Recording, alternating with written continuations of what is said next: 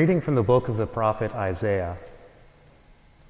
Thus says the Lord to his anointed Cyrus, whose right hand I grasp, subduing nations before him, and making kings run in his service, opening doors before him, and leaving gates unbarred.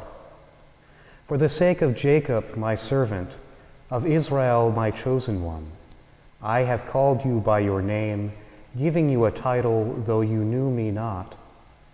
I am the Lord, and there is no other. There is no God besides me. It is I who arm you, though you know me not, so that toward the rising and the setting of the sun, people may know that there is none besides me.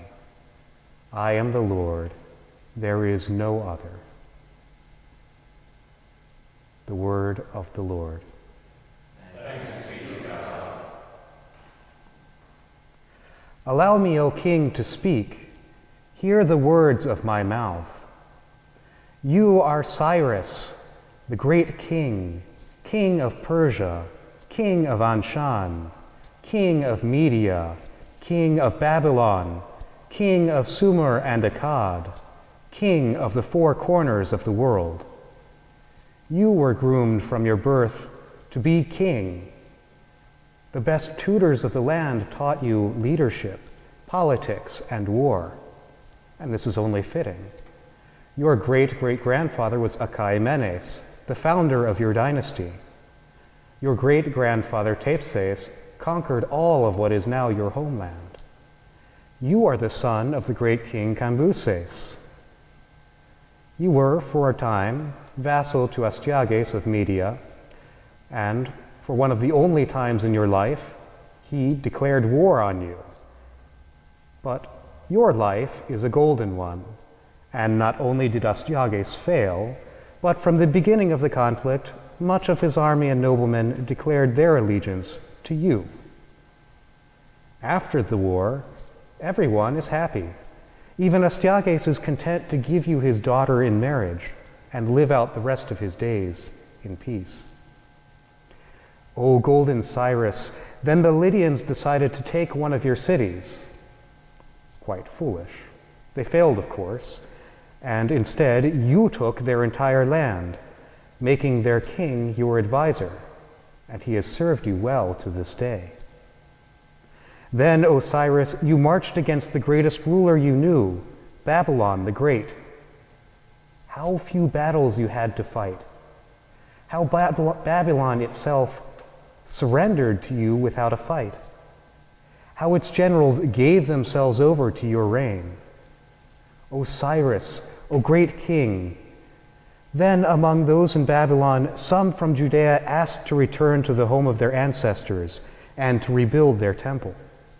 Why not? Are you not the great king, beloved by all who serve you? Why not give them something more to love?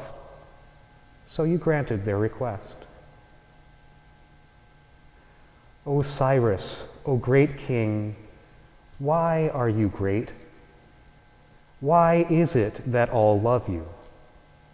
Why does victory follow you like grass follows rain?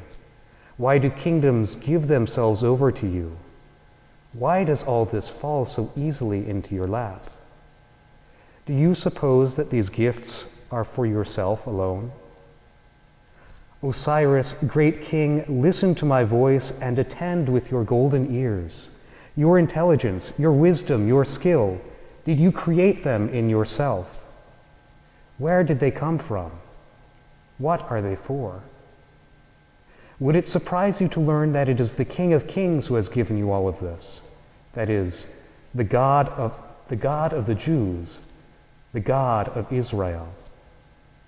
He is the King of Kings, who in days long ago gave intelligence, wisdom, and mercy to Joseph to save all Israel's children, who gave leadership to Moses to bring his people Israel out of slavery, who gave to his servant David military prowess and a firmness to keep to his ways in order to save his people Israel from their enemies and to provide a line through which his promises to his people might be fulfilled, who gave to his prophets fearlessness to speak conversion boldly to his people Israel, who gave his people Israel to the care of the great Cyrus to restore them and to show that he fulfills all of his promises.